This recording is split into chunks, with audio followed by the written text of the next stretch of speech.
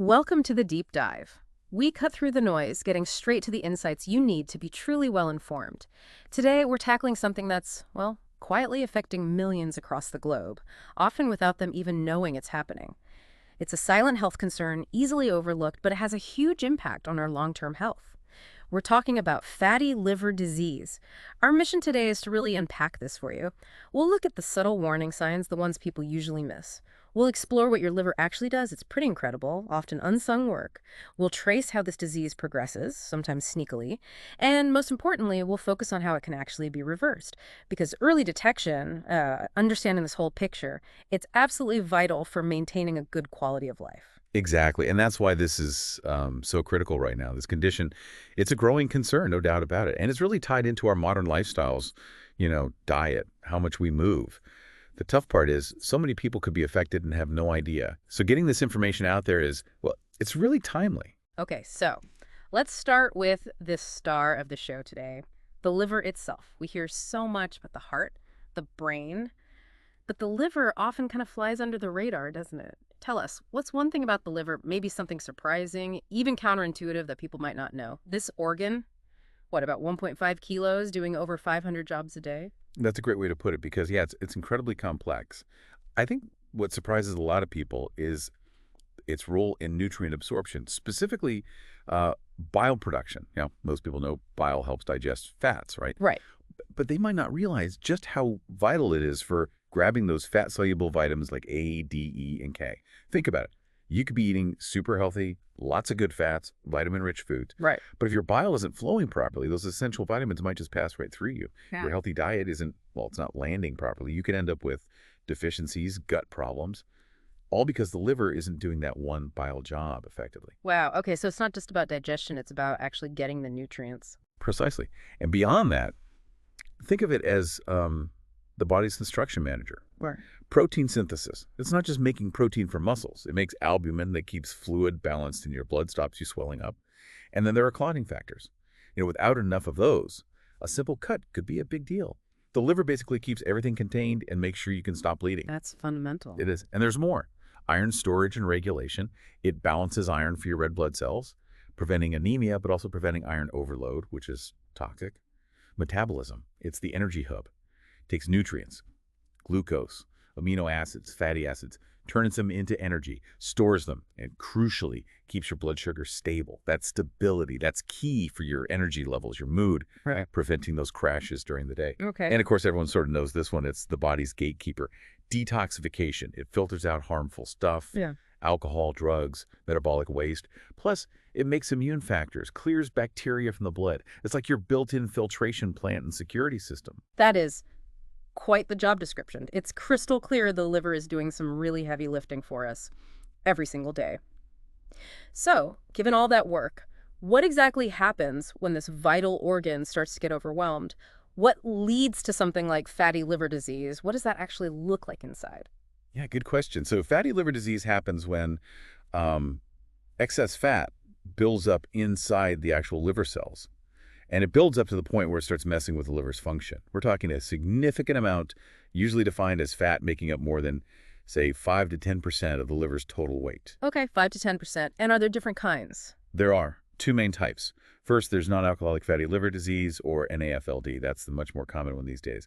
It's strongly linked to things like obesity, type 2 diabetes, poor diet, lots of processed foods, sugar, and just not moving enough, sedentary lifestyle. The modern lifestyle connection you mentioned. Exactly. Then there's alcoholic fatty liver disease. The name says it all. Really, this one is caused by drinking too much alcohol. Got it. So how does this develop? You mentioned it's often silent. It is often silent, especially early on. It tends to progress through 4 main stages. And yeah, the symptoms often only become obvious later. Stage 1 is simple fatty liver, sometimes called steatosis. This is just the initial fat buildup, often 0 symptoms. And the really key thing here, it's usually completely reversible if you catch it early and make changes. Think of it like a warning light. Your metabolism's under stress, maybe from diet, maybe insulin resistance is starting. A warning light, I like that. Okay, stage 2. Stage 2 is non-alcoholic steatohepatitis, or NASH. Now, the fat isn't just sitting there. It's actually causing inflammation. that inflammation starts to damage healthy liver cells. And this is where you might begin to notice subtle things, maybe persistent fatigue you can't shake, or a sort of dull ache in your upper right belly, maybe some digestive issues. So inflammation is the key difference in NENISH. Correct. And if that inflammation keeps going untreated, you get to stage 3, fibrosis. This is where scar tissue starts to form. Your liver's trying to heal itself from the damage, but it lays down scar tissue instead. Now, the liver might still be functioning okay-ish, but this scarring starts to affect blood flow through the liver and makes it harder to filter toxins. The good news? Even here, with proper medical care and serious lifestyle changes, you can often stop it getting worse, sometimes even improve things a bit.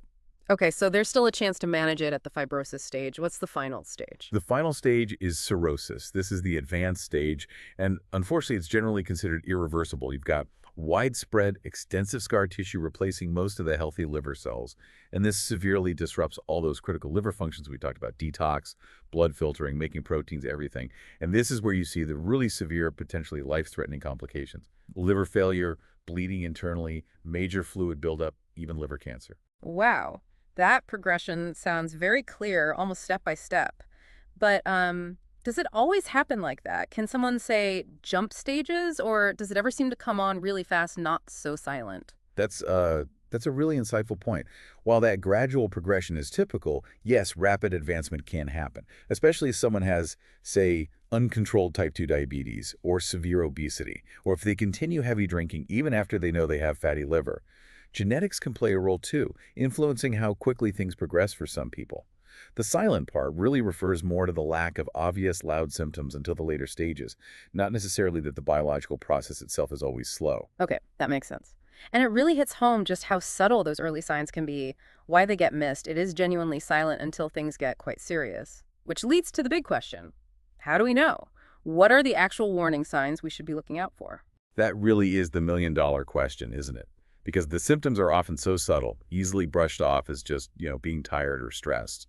This is particularly true for women sometimes, where symptoms might overlap with other things until the disease is quite advanced. Okay, so what are some common early ones? Well, one of the most common is persistent fatigue and weakness, just feeling drained a lot of the time. Remember, the liver is key for energy. If it's struggling, your energy levels often take a hit. You might also notice abdominal discomfort. Usually it's a dull ache or maybe bloating, specifically in the upper right side of your abdomen, right under the ribs where the liver sits. Okay. Loss of appetite can be another early sign, maybe feeling a bit nauseous or just not feeling hungry like usual, tied to that discomfort or metabolic changes. Other things. Sometimes the liver itself can become slightly enlarged, which doctors call hepatomegaly. You might feel a sense of fullness or pressure there. Often the very first clue comes from blood tests, elevated liver enzymes. These show up on routine checks and indicate there's some inflammation or damage happening. So blood tests are key for early detection. Very key. Also, there's a really strong link with insulin resistance and type 2 diabetes. They often go hand in hand. Your body's cells just aren't responding well to insulin. And a few other subtle things to watch for. Maybe that dull upper right abdominal pain gets worse after you eat, especially fatty foods, or after exercise, frequent indigestion. Maybe your urine looks darker than usual, or some unexplained weight gain or mild swelling, like in your ankles. And you mentioned nuances for women. Can you elaborate on that? How might it look different? Yes, that's really important. Hormones definitely play a role. So women might experience those classic symptoms, but they might also report more noticeable bloating, or perhaps unexplained mood changes, or even menstrual irregularities that seem linked.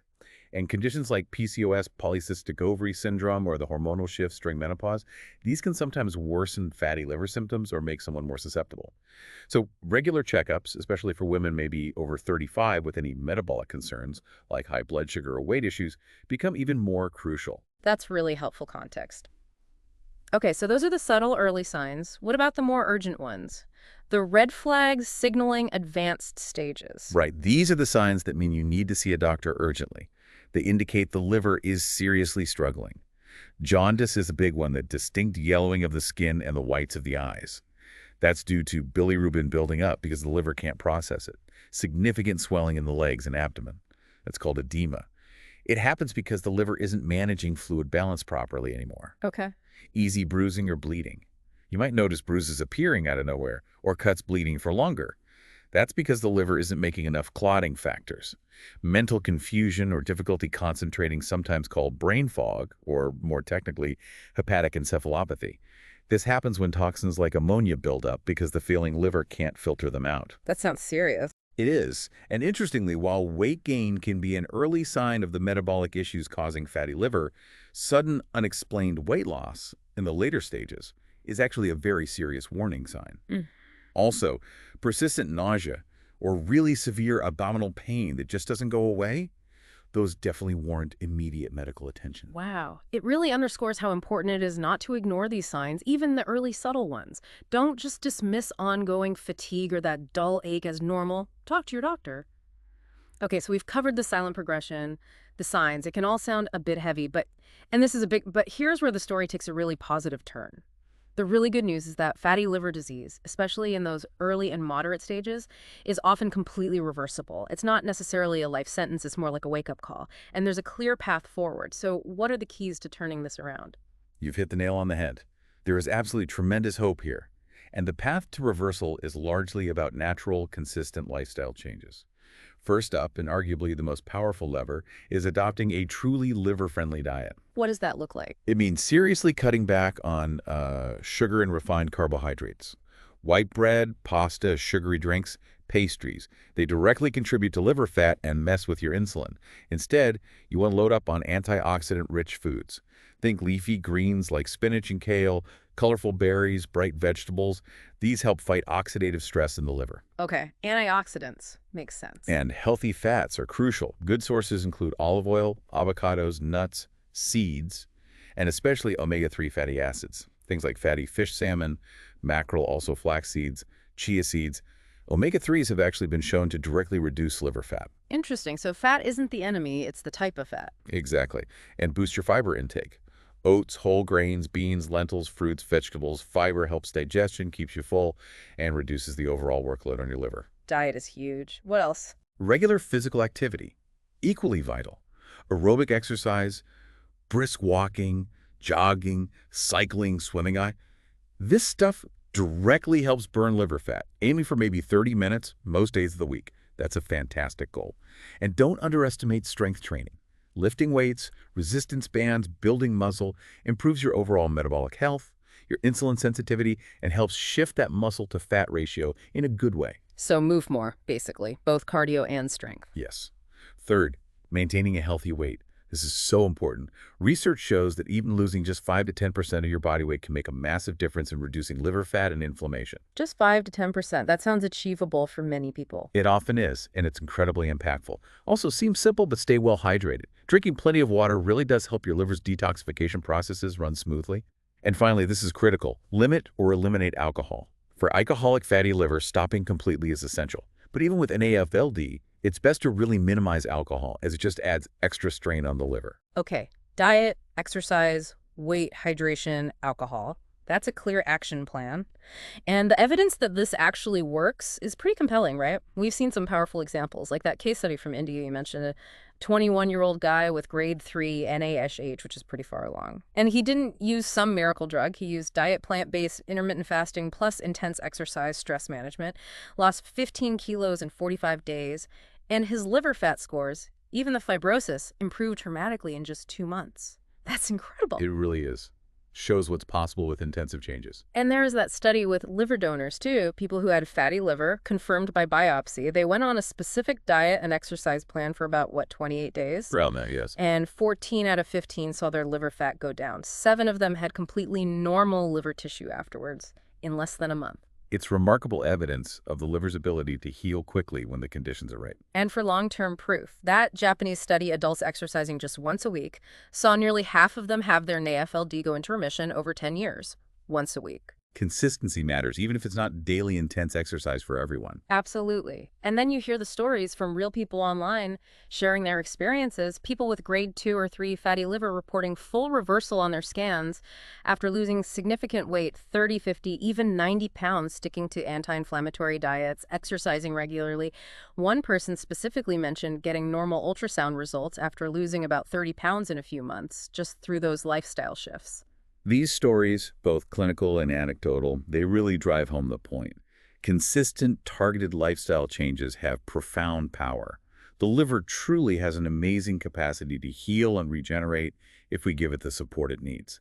It speaks volumes about our body's resilience. Well, this deep dive has certainly shown us the liver is a truly vital and complex organ. And while fatty liver disease is definitely a growing concern we need to take seriously, it is absolutely not a dead end. There's real hope. Precisely.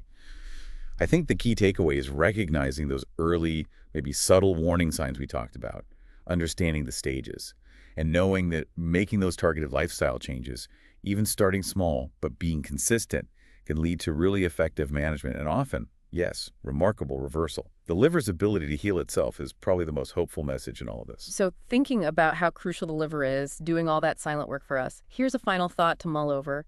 What's one small, consistent habit you could start today, right now, to support this silent, hardworking hero inside your own body?